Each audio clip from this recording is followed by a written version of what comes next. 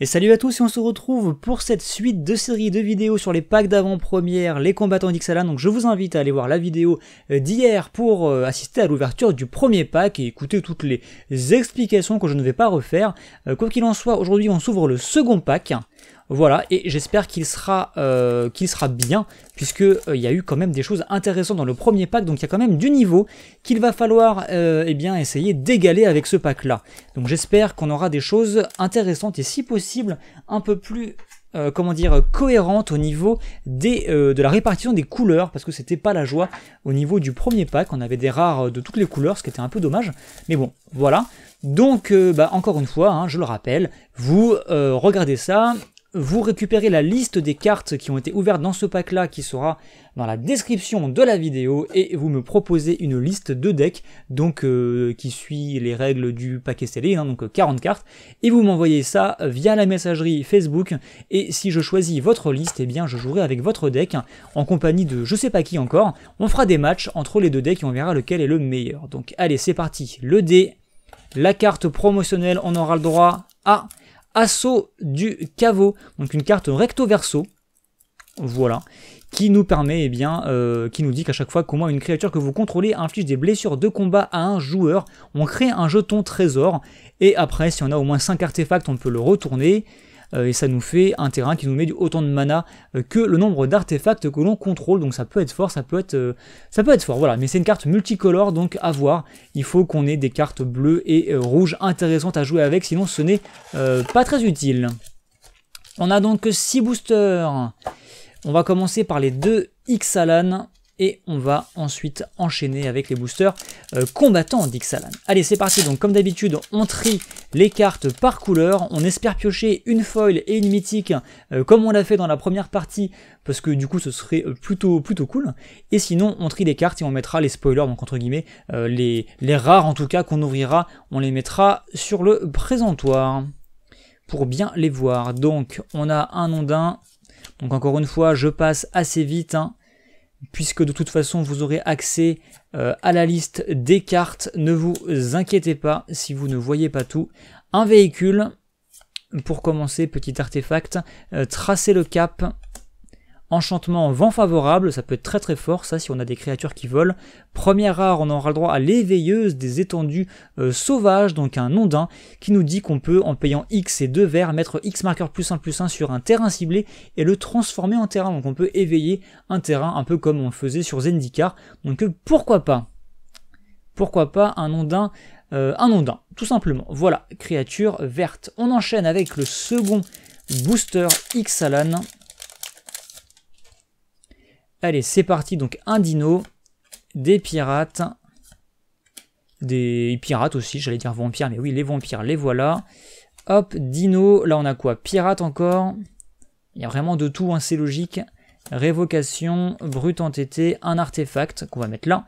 Élémental d'air, hein, ce qui est plutôt bien, on avait une carte qui boostait les créatures qui volent, en voilà une grosse, donc c'est plutôt pas mal. Munitions improvisées, le fameux brontodonte belligérant, et attention, on va avoir en tant que rare, eh bien une mythique, et ce sera l'amiral Beckett Hardies, donc pas aussi violent que Zakama, mais ça reste une mythique, hein. Donc on aura eu une mythique dans chaque pack. Donc qu'est-ce que ça dit? Ça coûte 4, c'est une 3/3, les autres pirates que vous contrôlez gagnent +1/+1, donc ça implique de jouer 3 couleurs par contre, ce qui en limité peut être compliqué. Au début de votre étape de fin, vous acquérez le contrôle d'un permanent non terrain ciblé contrôlé par un joueur qui a subi des blessures de combat d'au moins 3 pirates ce tour-ci, d'accord. Donc ça peut faire des choses, il faut vraiment jouer à fond pirate, mais pourquoi pas. Donc une mythique, à vous de voir si vous décidez de construire avec ou non. Hop, allez, c'est parti, on enchaîne cette fois-ci avec les boosters, les combattants d'Ixalan. Ouais, je suis en train de me dire que là on a ouvert une mythique sur Ixalan alors que dans l'autre pack on avait ouvert la mythique sur les combattants d'Ixalan. Ce qui je pense le jour de l'avant-première est quand même plus sympa d'ouvrir une mythique de la nouvelle extension. Mais bon, voilà, c'est comme ça. Il nous reste 4 boosters, on peut peut-être si on a de la chance tomber sur une seconde mythique, ce serait assez fou. Hop, on enchaîne. Alors sachant que si on tombe sur Zakama, on va se retrouver avec une répartition des couleurs complètement débile. Mais bon, ça peut être rigolo.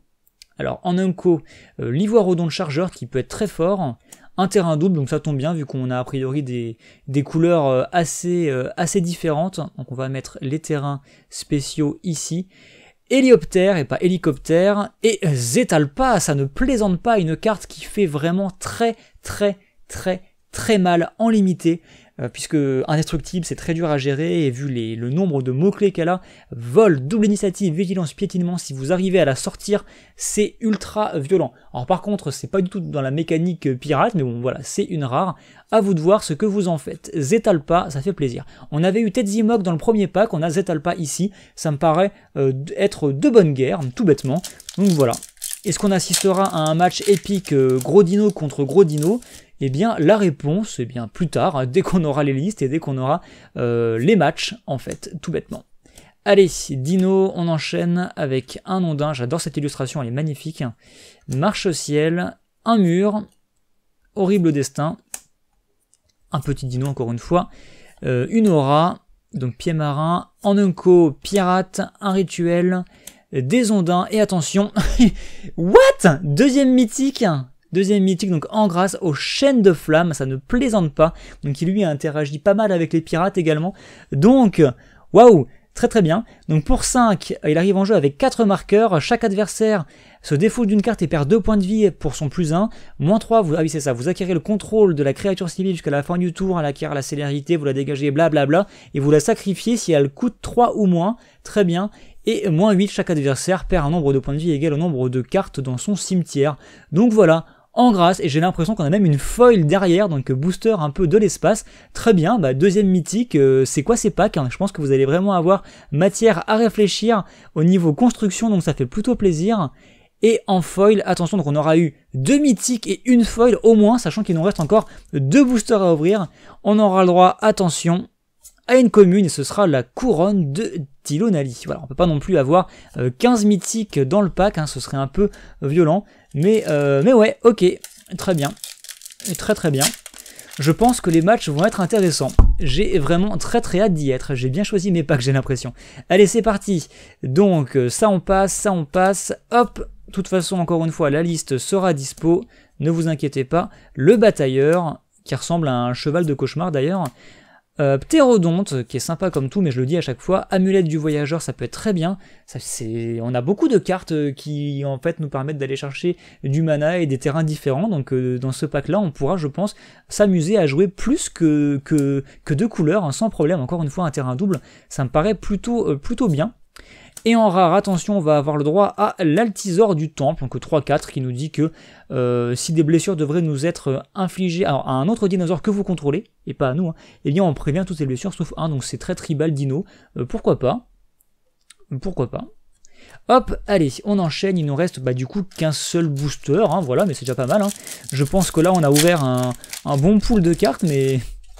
Je pense que le dernier booster sera peut-être le booster de la fin qui va venir conclure tout ça avec une grosse carte, je l'espère. Même si là, très franchement, on a pioché des choses plutôt intéressantes. Je pense que je me tape ce pack-là en AP, je suis plutôt content. Alors après, j'ai pas du tout réfléchi à si c'était bien, hein, si on pouvait construire de bonnes choses, mais en tout cas, ne serait-ce que pour les grosses cartes, ça me semble plutôt bien. Mais Zetalpa, je pense, c'est clairement la grosse carte que j'aurais adoré piocher. Donc là, je fais n'importe quoi, c'est super. La lieutenante de la Légion qui est très forte, mais après, il faut pouvoir jouer vampire, et ça n'a pas l'air d'être trop le cas dans notre pack. Ébranler les fondations. Hop, migration de la meute grondante, et en dernière rare, on aura le droit au crochet du capitaine, une carte qui peut être très forte, je pense, qui peut vraiment faire des choses en limité, donc pourquoi pas. Et bien c'est tout, on n'aura pas de feuilles, donc voilà, c'est tout pour ce pack, pour ce second pack, et je pense que c'est déjà pas mal. Donc, pareil, au niveau des couleurs, c'est très réparti, surtout qu'on a 2 cartes multicolores au niveau des rares, donc c'est assez compliqué. 3 cartes multicolores, pardon, n'oublions pas qu'on a eu cette carte-là, mais par contre, vu que ça nous met des trésors, et que donc potentiellement ça peut nous mettre plein de couleurs différentes, je pense qu'il y a des choses à faire. Donc encore une fois, la liste est dans la description, vous construisez la liste en fait de vos rêves, de votre deck, et vous m'envoyez ça directement via la messagerie privée Facebook. Je sélectionnerai une liste pour chacun des packs, et d'ici, alors je vous donne pas de date parce que ça va dépendre du temps que vous mettez à m'envoyer vos listes, du temps que je mets à les analyser, du créneau aussi qu'il faut que je trouve pour pouvoir faire un match, parce qu'il faut que les deux personnes soient disponibles au même moment. Donc ne vous inquiétez pas, ça peut être dans une semaine, ça peut être dans 2 semaines, je ne peux pas vous donner de date, mais ça arrivera bien sûr, bien entendu. On aura un match avec les 2 listes gagnantes. Allez, sur ce, moi je vous dis à très bientôt et surtout amusez-vous bien. Allez, à plus.